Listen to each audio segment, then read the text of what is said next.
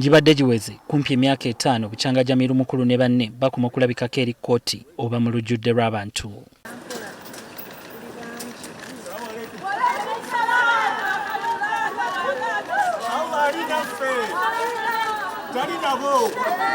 Bano baali bakoma okulabikako mu kkooti mu mwaka gwa 2019 nga mu biseera by'omuggalo baalabikiranga ku nkola ya mitimbagano. Ku kkooti wabadde weebunguludde abakuumaddembe okubadde abasirikale ab'akabinja ka JAT, counter-terrorism n'abasirikale b'amakomera. Mu kkooti ab'enganda n'emikwano gya Jamiru Mukulu bakira batunuza birowoozo, abamu batuuse n'okuwagika emikono ku matama.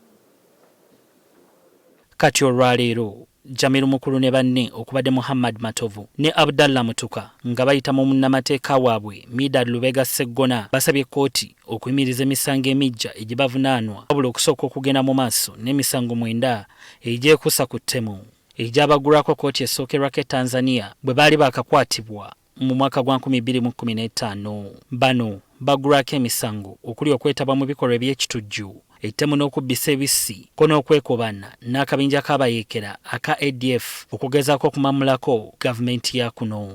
From the word go, the person you are extraditing must know the offenses against him. When you disclose a few, you leave out others, you offend the principles of fair trial. From the word go. Jamiru Mukulu, Matovu ne Mutuka era bategeezezza kkooti nga bwe baatulugunyizibwa ebitagambika mu bbanga libamala nga basibiddwa mu kkomera e Nalufeenya nti bano n'ebyokuleetebwa mu kkooti tebyaliwo, ekintu ekyalinyirira eddembe lyabwe. Okuba nti abavunaanibwa bonsatule tebabadde na biwandiiko bikakasa nti baatulugunyizibwa, kkooti egenze mu maaso n'okubeekebejja ng'abalamuzi tebannawa nsala yaabwe ku nsonga eno. Kyokka Mukulu bw'aweereddwa akadde okubaako ky'agamba omulamuzi agambye nti ayita mu kutulugunyizibwa okutagambika buli kadde abakuuma ekkomera baamufuula akagoma bamukuba okubula okumutta. Section called Eastwind Torture Cells. There are about 20 cells, but there are only 2 inmates in those cells. The other 2 are state agents. So all the others are that what? They say it publicly. But they leave as prisoners. Yes, they disguise as prisoners. They say it.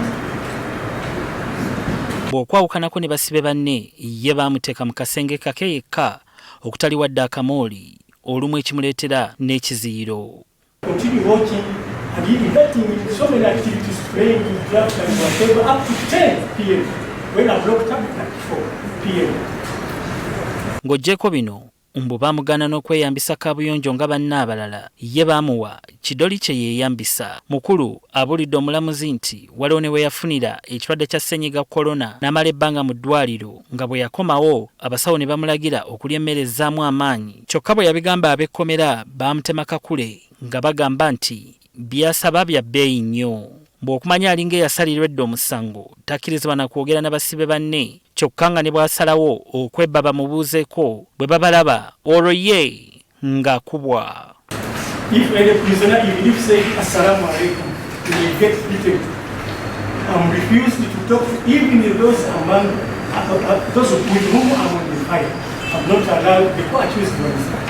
Bino omulamuzi Michael Elubu agambye nti ensonga ezoogeddwa Mukulu nkulu ddala era nga wakufaayo okulaba ng'azifunako obukakafu oluvannyuma abeeko kyasalawo. Wabula ssaabawolereza wa gavumenti ng'ayita mu bbaluwa ereeteddwa omusigire we Johnson Natwera ategeezezza nga Uganda bw'etateekeddwa kuvunaanwa ku nkovu ezijjudde omubiri gwa Mukulu kubanga ye kennyini yeewaako obujulizi nga bwe yava mu Uganda mu mwaka gwa 1995 ne yeegatta ku bayeekera aba ADF. Ssaabawolereza wa gavumenti era ategeezezza nti tewali bukakafu bulaga nti Mukulu ne banne baatulugunyizibwa oba okuyisibwa mu ngeri ey'obukambwe nga bino byonna babikola kwekwasa. Natwera ayongerako nti gavumenti ku ludda olulala eyagala omusango guno guwozesebwe mu bwangu era mu bwenkanya eri abavunaanibwa, era bwe wabaawo ebyalekebwawo tebalina maanyi gamala kulangirira nti omusango tegufudde.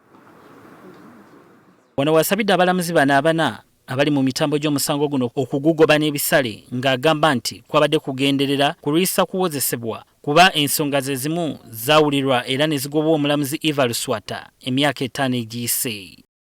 Emyaka enne giyise kkooti ng'ekubirizibwa omulamuzi omu Eva Luswata yakakasa emisango 2 ejaggulwa ku mukulu nti era gino yagizza ne banne abalala 37. Okunoonyeza kw'oludda oluwaabi kulaga nti Jamiru Mukulu ye mukulembeze w'ekibinja ki ADF ne Salaf Muslim Community mu Uganda era nga ye yawanga ebiragiro eri banne abalala 37 okukola ettemu n'obunyagulizi mu disitulikiti z'eggwanga ez'enjawulo okuli Kampala, Bugiri, Tororo na Mayingo n'awalala.